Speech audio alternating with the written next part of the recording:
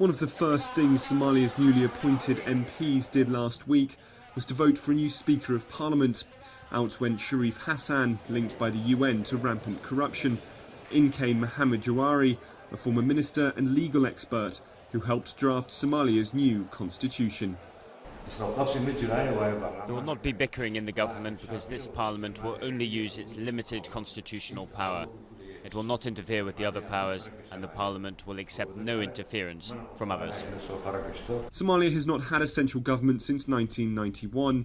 Over the past 8 years, a Western-backed transitional government has been in place, but until last year, it only controlled a small part of Mogadishu.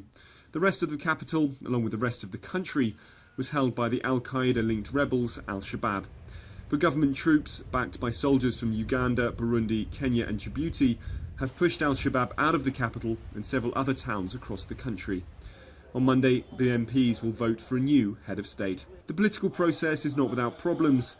The UN, the African Union and East Africa's main diplomatic body, IGAD, warned last week that political leaders were using bribery, intimidation and violence to rig the selection of lawmakers.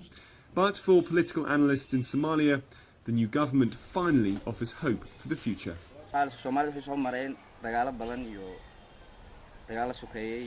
Somalis were tired of more fighting, civil war and transitional governments.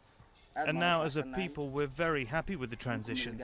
We're going to get an official government that will be headed by a president who can lead the people towards development and peace.